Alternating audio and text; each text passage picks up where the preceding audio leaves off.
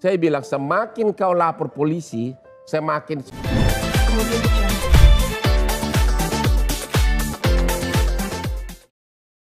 Pak Bos pernah nggak sih ngalamin kasus-kasus tentang bullying seperti ini? Pertama saya alamin, begitu karena sudah gagal masuk ITB. Gagal nih masuk ITB. Ya nggak bisa masuk, orang cara testingnya aja gue nggak tahu cara ngisinya.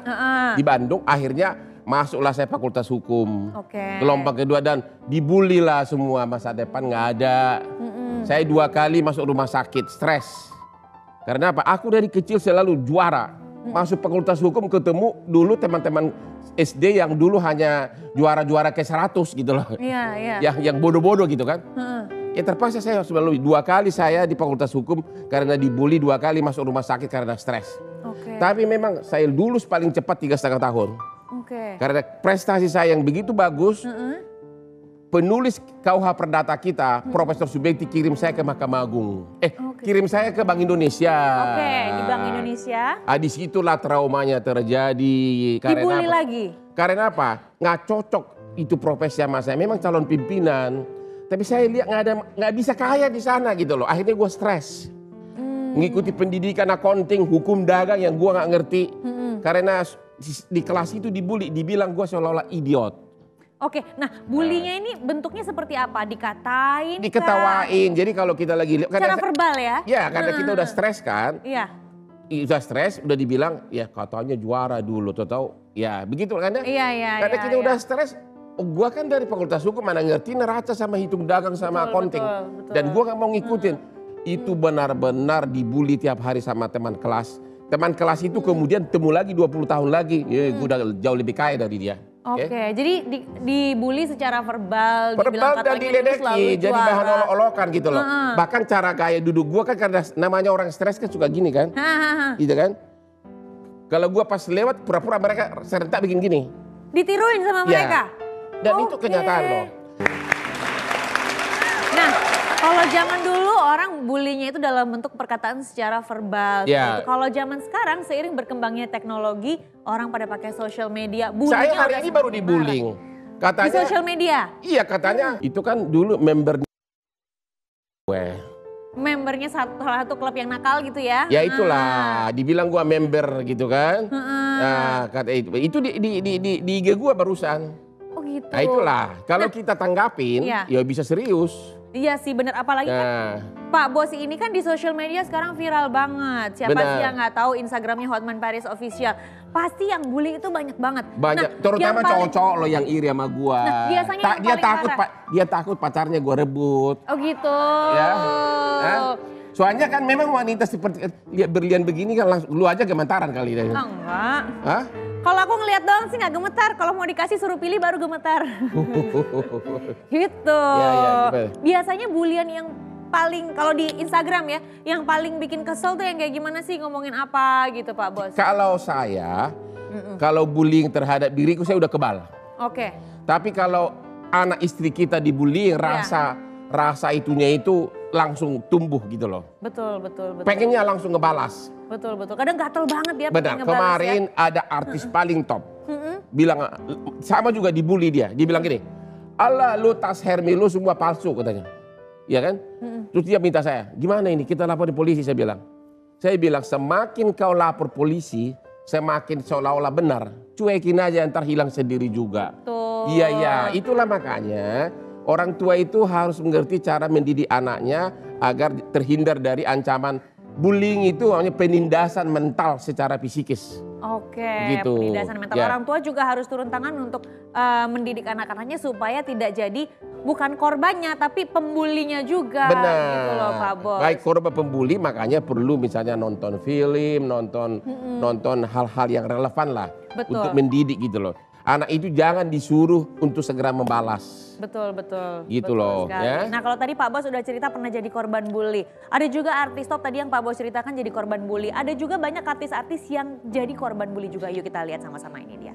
Yang pertama ada Tulus. Nah Tulus waktu masih sekolah Pak Bos sering diledekin sama teman-temannya karena punya badan gede. Akhirnya dipanggil-panggil gajah sama temannya. Tapi itu akhirnya jadi inspirasi dia untuk mengarang sebuah lagu yang judulnya Gajah yang suka kita dengar sekarang. Kemudian ada Tatiana Safira. Nah, Tatiana Safira ini kan namanya ejanya Tatiana. Dulu kalau zaman sekolah teman-temannya tuh suka ngeledek gitu, namanya Tatjana suka jadi kayak namanya kayak nama-nama India suka digitu-gituin gitu. Itu mempengaruhi mental dia juga waktu dia masih sekolah. Selanjutnya ada lagi, ini Aurel Hermansyah. Nah ini anak dan juga Ashanti. Ada teman saya, iya. Iya betul sekali, kerap menjadi makanan empuk netizen nih. Aurel ini kadang-kadang suka dibully karena penampilannya yang memang selalu dianggap seperti orang dewasa atau tidak pada umurnya gitu. Kemudian ada Prilly Latukonsina. Dulu waktu awal-awal dia tuh muncul di dunia entertain memang memiliki tubuh yang agak gemuk ya, agak gedean gitu. Akhirnya jadi bully, akhirnya dia jadi merubah pola makan, hidup sehat, diet. Tapi waktu badannya langsing pun sama aja dibully-bully juga, nggak ngaruh gitu loh. Dan yang terakhir-terakhir ini yang baru saja kita lihat, ini ada juga Citra Scholastika. Ini waktu zaman dia masih SMP juga sering banget dibully oleh teman-temannya sampai itu mempengaruhi kesehatan mental dia juga. Dan yang akhir-akhir ini yang lagi rame juga di sosial media ada Bawa Alpenlibe. Pak Bos pasti baca beritanya kan? Ya. Yang juga terkenal lewat media sosial itu, dia juga dibully habis-habisan padahal dia masih di bawah umur gitu loh. Dan jangan lupa loh, tanpa sadar justru orang tua lah yang paling sering membuli anaknya tanpa sadar. Betul. Saya ngalami sendiri itu. Contohnya seperti apa? Contohnya, karena saya selalu juara, setiap anak saya itu kurang nilainya, ngeledeknya itu gue habis-habisan. Dan tanpa sadar, kalau karena orang yang dihormati membuli, itu anak bisa stres loh. Betul. Itu paling bahayanya, makanya banyak anak bunuh diri. Betul. Di luar negeri pun banyak sekali kasusnya ya sampai bunuh diri. Justru orang tua atau orang serumah, itu yang paling bahaya.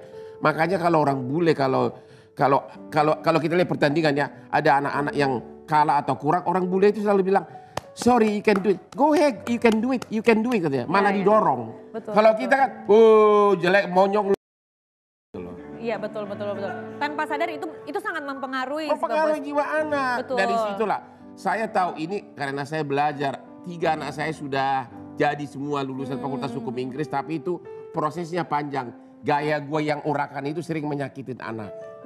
Coba andaikan gue sekarang bikin anak lagi, gue akan lebih dewasa. Cuma bikinnya sama siapa? Sama siapa kayak Pak Bos. Jadi kalau Pak Bos sendiri melihat bully ini semakin marak terjadi di Indonesia. Pak Bos sangat membahayakan karena kita hidup 24 jam dengan medsos. Ya baik. Soalnya gini, bully itu kalau kita penindasan fisik kan langsung ada buktinya. Betul. Orang tua bisa langsung lihat misalnya luka. Kalau penindasan mental, kadang-kadang ditindas sekarang, akibatnya baru seminggu lagi, baru sebulan lagi. Itulah makanya perlu kedekatan orang tua sama anak. Dan juga harus tahu kalau dia ada kelainan dengan dia punya medsos, harus diamati kenapa. Gitu. Betul. Nah kalau kayak gitu bisa dipenjarakan nggak sih Pak Bos? Misalkan ada buktinya gitu. Begini, bully itu karena tidak langsung akibatnya susah mencari minimum 2 alat bukti. Minimal 2 ya? Ya itu susah karena kan kalau dibully sekarang, lu bego lo, meninggal sebulan lagi. Siapa yang disalahin?